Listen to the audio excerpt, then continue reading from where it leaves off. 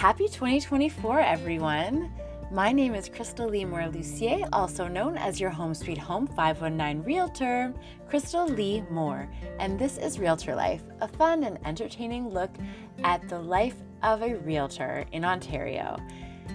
Firstly, Happy New Year, everyone.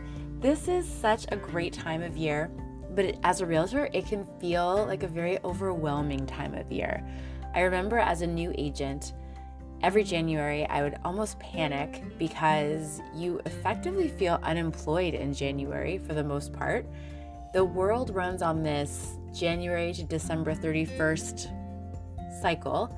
And even though life doesn't stop, it feels like it starts over. All the tracking starts over. All of the levels that you're trying to achieve start over. And it can be really hard to get through that. I remember asking my broker at the time, I said, will this get better? And he said, Krystal, I'll tell you about this girl. She consistently gets this red diamond award level every year, which is like $500,000 in commission. And consistently, always, every time, and every January, she panics because she feels like she'll never sell another house. And so that wasn't very comforting, but it was helpful to know I wasn't alone. So that's good. What's really important when we talk about January, there are a lot of people who think New Year's resolutions are silly. And maybe it is silly if it's a resolution that you're not going to keep. I think a lot of people by February, the stats say that they don't keep them. But there's a difference between a resolution and a goal. And I was listening to a really great podcast this morning. Brian Buffini's It's a Good Life podcast is a huge recommend by me. He does a brand new New Year's podcast every year just to get people fired up.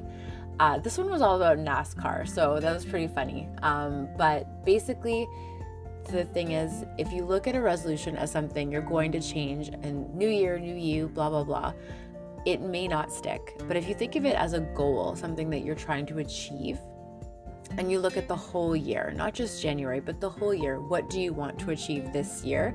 It can be a really exciting time. The main takeaway I had from that podcast today was that you need to get going now. So it's the first week of January. A lot of the times, there are only kind of a small percentage of realtors that are working this week. And this is when I usually take my holidays as well. But this year, I find I took them a little earlier. So I took them over the Christmas break. And it seems already like it's getting very busy. And so what you want to make sure of is that you have your goals set and put them somewhere you can see them. So I know I've talked in the past about a vision board. If you need a simple vision board, just pull some photos off of Google and put them onto a sheet. You can be fancy and print them out and cut them out.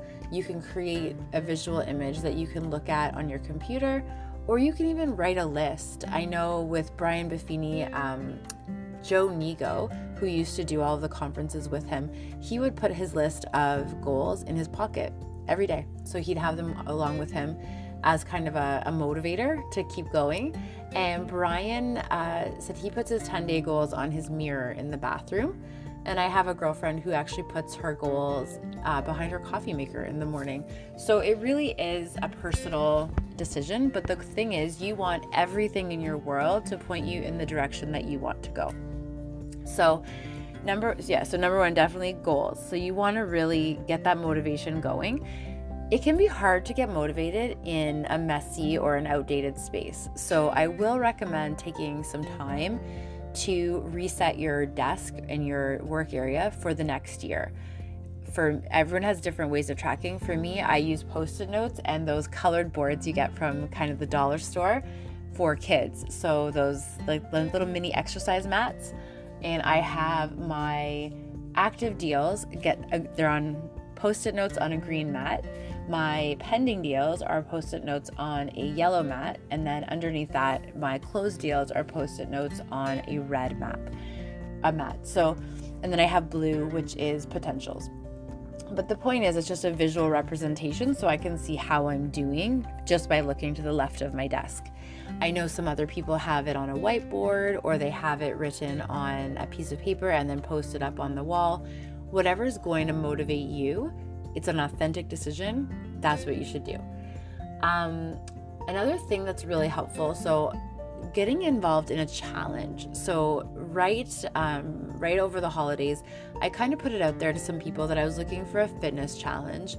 And if anyone was interested in joining me, come on in.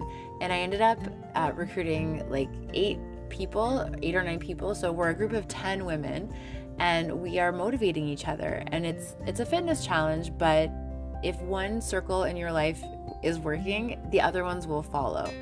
So some sort of a challenge or accountability. The issue sometimes with being self-employed is that we are our own worst enemy. So we can be the worst boss, or we can be the best boss. It really depends. No one's going to come knock on your door and yell at you if you're sitting on the couch at 11:30 a.m. But you're probably not going to be selling a lot of houses either. So take the downtime when you need it, but make sure that you are at least setting out in the day what you need to do. So when you have that cleaned up desk, you can set out a schedule. So maybe you're going to make calls between a certain time. Maybe you're going to make sure that you get your notes written. So I do handwritten personal notes a la Buffini way. And I do those. I don't have a time that I do them, but I have to do at least 3 a day. And same thing with phone calls. Like I need to call 6 of my clients and contacts every day. Little life hack for you. It does not have to be a phone call. It can be a text. It can be a video call. It can be a voice message. You just need to be connecting with another human. So that does count. If you want to be really strict about it, you really should get voice to voice, but I don't want to be really strict about it because I like the pace I'm going, and I can pick it up if I need to. And then pop bys, like, are you kind of stopping by and seeing people, having a face-to-face or a Zoom coffee or a lunch or a breakfast? It's really important to make sure that you're not letting connections fall.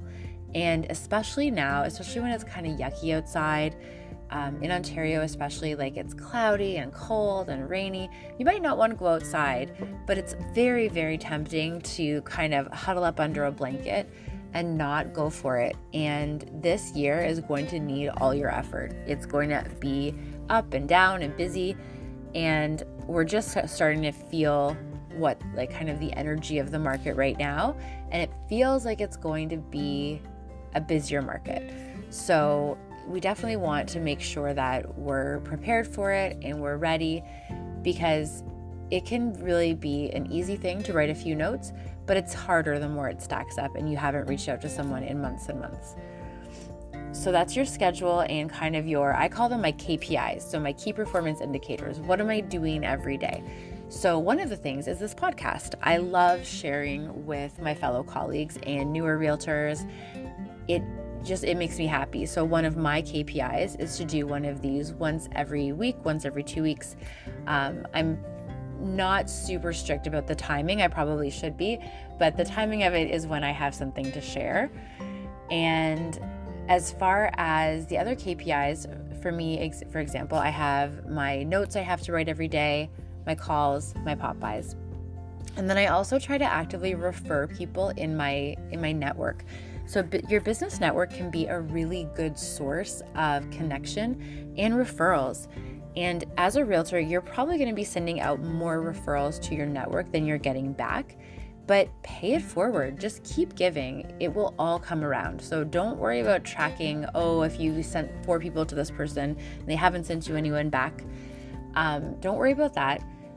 The only thing I would caution is, as you're getting down this road, and I've mentioned it in previous messages, if there are people who just don't seem to appreciate that you're referring them, and they just don't seem to be connecting the dots, and they definitely don't try to support your business, you might want to look elsewhere for someone who is going to support you.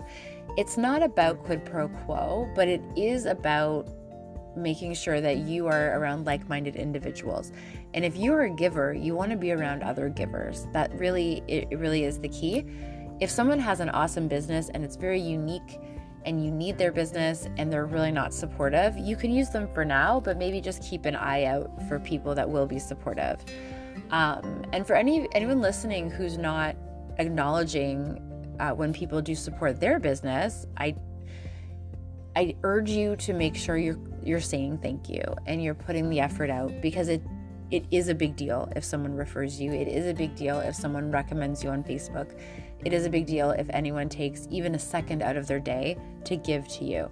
So be the kind of person that is thanking all of those, and then expect the thank yous as well, because that's kind of it's the reciprocity of gratitude. And that's pretty much it for now, because this is going to be a great year. I would say make sure that your goals are clear. If you are not sure about what to write for your goals, I know at the beginning of my podcast, I started sharing 5-circle goals. And so when you're doing your goals, those are business, financial, personal, family, and spiritual. So you can put goals that are for the whole year, things you want to accomplish before the end of the year. I do this, and Buffini, Brian suggests this too, the 10-day goals, because the more you get wins, the more you get to check something off a list or highlight it like I do, it builds momentum. So you can take those 5 circles, which are again, business, financial, personal, family, and spiritual, and you can put in some goals that you want to accomplish in the next 10 days. Be careful with goals that you're writing down the actual goal and then the tactic to get it done. So for example, a goal would be have more energy and lose 10 pounds. A tactic would be go to the gym 5 times, drink water every day, things that you could track. And a lot of the times we'll put that as a goal. Like, go to the gym isn't really a goal, because once you go to the gym one time, your brain thinks you've achieved it. So just remember that you want the goal to be the ultimate kind of result, and then the tactic is how are you going to get there. So I think that's it for now. I hope everyone is excited about the new year. Take some time this week and clear your desk area and make it really kind of your zone. If you work from a dining room table, then just make sure that you have no distractions around you. However you work, whatever you do best, just make sure that you are able to be your best. If anyone has questions, I'm always excited to talk to my colleagues and clients and everyone about the fun of Realtor life. And I hope everyone has an amazing day. This is Krystal Lee Moore Lucier, also known as your Home Sweet Home 519 Realtor in London, Ontario.